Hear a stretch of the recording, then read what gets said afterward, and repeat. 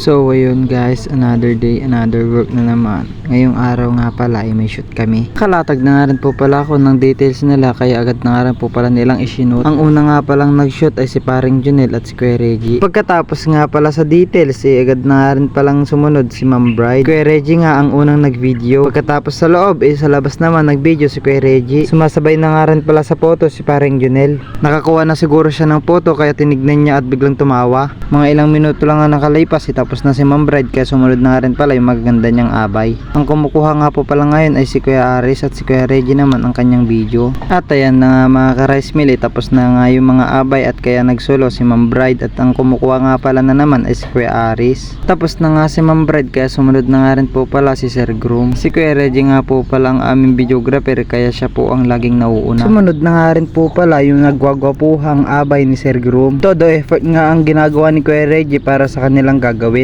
Pagtapos na nga rin pala ni Kuya Reggie na nagturo, agad na nga rin po pala siyang nag-video. Sumunod na nga rin palang nag-shoot si paring Junel. Siya nga po pala ang aming photographer ngayong araw. Tinuturuan nga pala sila ni paring Junel ng pesto. Nakapesto na nga pala sila mga ka-rice mill, kaya nag-shoot na agad si paring Junel. Ang gagwapo ng mga abay pero walang tatalo pa rin sa akin. Hahaha, joke lang. Nakagaon na nga pala si Ma'am Bride kaya nag-shoot na si Kuya Reggie at si Kuya Aris. Nagsabay na nga pala sila mga ka-rice mill kasi gahol na kami sa oras. Ilang sandali nga din mga ka-rice mill tapos na si Ma'am Bride, kaya sumunod na nga rin po yung mga nagagandahang abay. Photo video na naman ang kanilang ginawa ni Kuya Reggie at si Kuya Aris at si paring Junel. Nag-video si Kuya Reggie para mapadali yung oras. Sobrang astig nga mag-video ni Kuya Reggie kaya nagpapaturo ako mag-video. Pasensya na nga kayo mga ka-resmil at hindi ako napag-video sa may simbahan kasi nga INC kaya bawal mag-cellphone sa loob ng simbahan. Napakaganda nga ng kanilang reception kaya napakadami ng tao. Habang wala pa nga yung couple nag-video muna si Kuya Reggie. Wala pa nga yung couple kaya sumayaw muna yung mga ninong. Napakagaling ng mga ninong kahit matatanda na.